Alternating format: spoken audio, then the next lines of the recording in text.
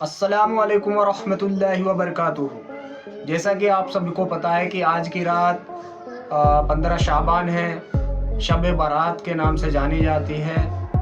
और आज के दिन ऐसे क्या क्या अमल हैं जो हमें करने चाहिए और ऐसी क्या क्या चीज़ें हैं जो हमें नहीं करनी चाहिए,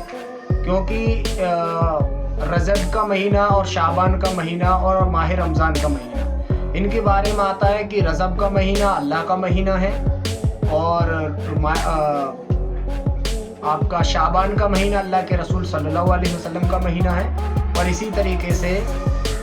माह रमज़ान का महीना अल्लाह के बंदों का महीना है। तो इससे आप समझिए कि अल्लाह के रसूल सल्लल्लाहु अलैहि वसल्लम ने शाबान के महीने को अपना महीना कहा है और रजब के महीने को अल्लाह का महीना कहा है और माह रमज़ान का महीना अल्लाह के बंदों के लिए कहा है। जो अल्लाह के रसूल सल्लल्लाहु अलैहि वसल्लम की हदीस पाक से जो है कोई मफ़हूम मिल जाए तो आप समझ लीजिए कि वो बात हक़ और सच है। तो यहाँ पे हमें किन चीज़ों का ध्यान रखना है, किन चीज़ों से हमें बचना है, इसको बहुत ही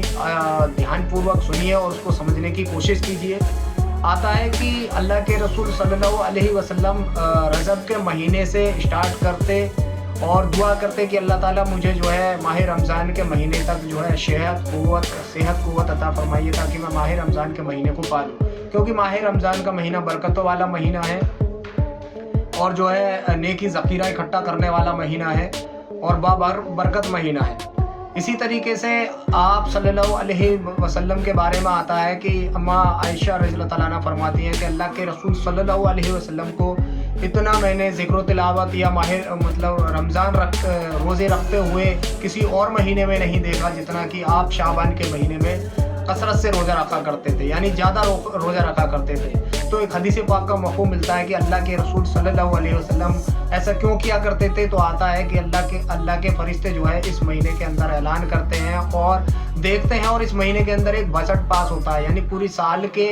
लिए जो है तुम्हारा लिख दिया जाता है कि भाई इस महीने में जो जैसा बंदा पाया जाएगा उसको उसी के हिसाब से वो फरिश्ते लिख करके ले जाते हैं। तो अल्लाह के रसूल सल्लल्लाहु अलैहि वसल्लम फरमाते हैं, देखिए कितनी बड़ी अजीमो शान बरकत वाली जो है हस्ती है, अल्लाह के सबसे लाडले नबी है, लेकिन उसके बावजूद भी आप क्या फरमा रहे हैं कि क्या मैं फरमा बरदार या अल्लाह का शुक्रगुजार बंदा ना बनूं कि मैं जो है रोज़े की हालत में जाऊंगा, मैं ज़िक्र तिलावत की हालत में जाऊंगा तो मेरे बारे में ऐसा ही लिखा जाएगा। तो अल्लाह के रसूल सल्लल्लाहु अलैहि वसल्लम शाबान के महीने में जो है ज़्यादा से ज़्यादा रोज़ा रखा करते थे ताकि जो है माह रमज़ान के अंदर जो है उन रोज़ों को रखना और आसान हो जाए, ज़िक्र तिलावत में मन लगाना और आसान हो जाए। जब प्रैक्टिस हो जाती है तो चीज़ें आसान रहती हैं और प्रैक्टिस नहीं रहती है तो वो चीज़ें थोड़ी मुश्किल होती हैं।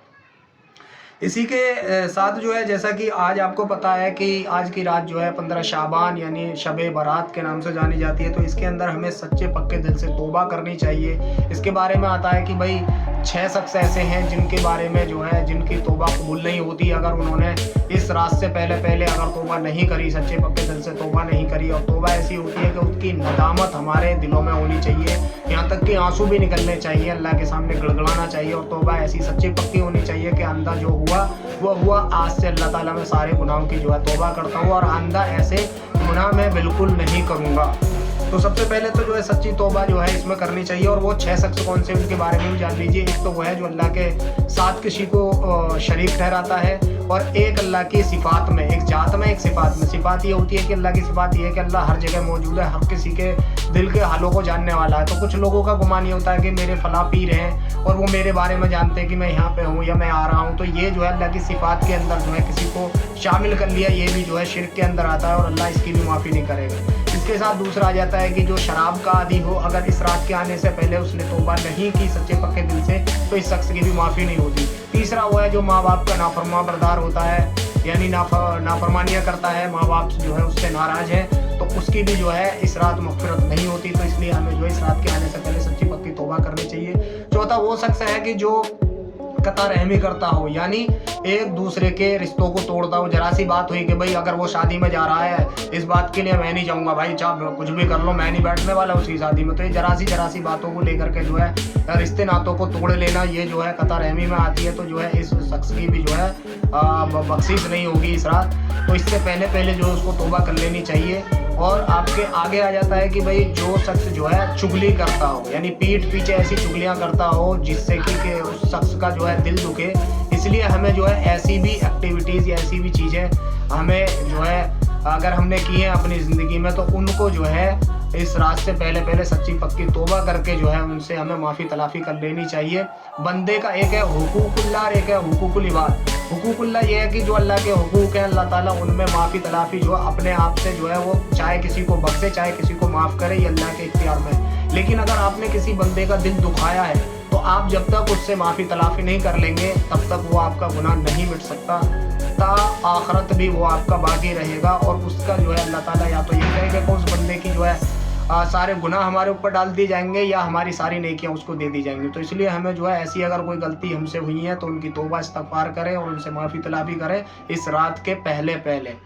ورنہ ان شخصوں میں اگر ہم شمار ہیں تو پھر ہماری جو ہے بخشش نہیں ہوگی۔ اب آگے چلتے ہیں کہ اس میں کرنا کیا چاہیے، کہ تو ہمیں توبہ کرنی چاہیے، ہمیں اللہ سے مغفرت طلب کرنی چاہیے، نفل نمازیں ہمیں زیادہ سے زیادہ پڑھنی چاہیے، قرآن کی تلاوت ہمیں اس کے اندر کرنی چاہیے، دعا استغفار ہمیں پڑھنا چاہیے، دلوں کی دشمنی ہے تو اس کو ختم کرنا چاہیے۔ تنہائی میں عبادت کرنے کے لیے اس میں ذکر آیا، یہ نہیں کہ آپ مسجد میں جا کر ہی عبادت کریں،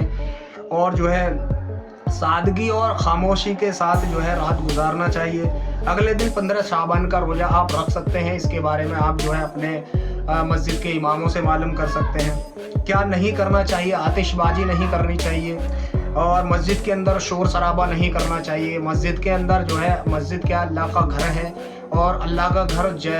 کو جو ہے صاف ستھرا رکھنا، اس کا ادب احترام کرنا یہ ہم سب کی ذمہ داری بنتی ہے۔ قبروں پر جا کر چراغ جلانا، سجاوٹ کرنا، یہ ساری چیزیں ہم لوگوں کو نہیں کرنی ہے۔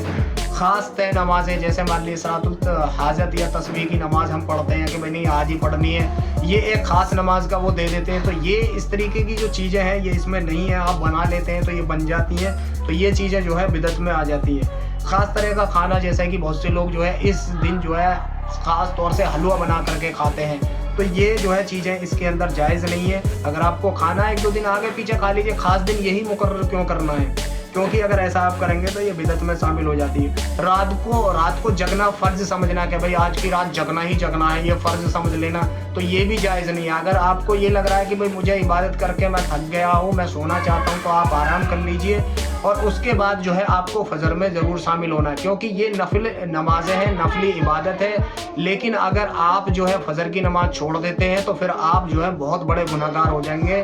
یعنی کہ نماز کا چھوڑنا کفر تک آپ کو ملا دیتا ہے، جو کہ بہت بڑا گناہ ہوتا ہے۔ شرک یا غیر شرعی عمل، یعنی جو شرک کرتے ہیں یا کوئی ایسے عمل جو کہ جائز نہیں ہے ان میں تم شرکت کر رہے ہو یا ان کو جو ہے آپ کر رہے ہو،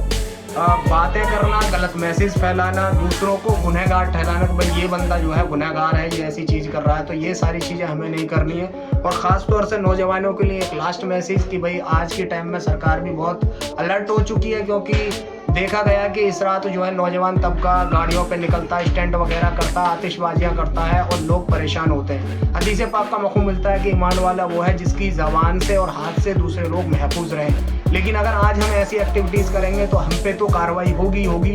ساتھ میں اسلام پہ بھی جو ہے بہت بڑی انگلی اٹھے گی، اسلام کے جو